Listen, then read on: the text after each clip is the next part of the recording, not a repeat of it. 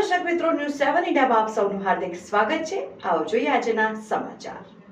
મૂળ તાલુકાના નવા રાયપર સંઘ ગામે રૂપિયાની રેતીમાં ધમકીને એટ્રોસિટી મુજબના ફરિયાદ નોંધાઈ. નવા રાયપર રાય સંઘ પર ગામે રહેતા 58 વર્ષના છનાભાઈ કાળાભાઈ ઝાલા ખેતી કામ કરે છે અને તેમના પુત્ર સુરેશભાઈનું 4 મહિના પહેલા અવસાન થયું. ત્યારે તારીખ 6 ઓક્ટોબર 2024ના રોજ તેઓ કપાસ વેચવા માટે વાંકાનેર ગયા હતા, જ્યાંથી પરત આવતા હતા ત્યારે નવા રાયસંગ પર ગામનો અરવિંદ પ્રેમજીભાઈ અણિયારાએ ફોન કરીને કિરણ સુરેશને હાથ ઉછીના રૂપિયા 72,000 આપ્યા હતા અને તે મરણ ગયા બાદ તે પૈસા કબૂલ્યા છે અને આપવાના છે તેમ કહી પૈસાની માંગણી કરી હતી. જેમાં છનાભાઈએ હાલ મારી પાસે પૈસા નથી, નહીં આવે એટલે આપીશ, આવશે એટલે આપીશ તેમ કહેતા અરવિંદ ઉશ્કેરાઈ અપશબ્દો કહી ચાંદી અપમાનિત કરી ચાંદીબાઈ નાખવાની ધમકી આપી હતી. જેમાં છનાભાઈ કાળાભાઈ મૂડી પોલીસ મથકે ફરિયાદ નોંધાવી હતી. જેમાં ફરિયાદ નોંધાતા વધુ તપાસ ડીવાય એસપી બીવી જાડેજા સાહેબ ચલાવી રહ્યા છે. Bureau chief Solanki Rajubhai, news 7.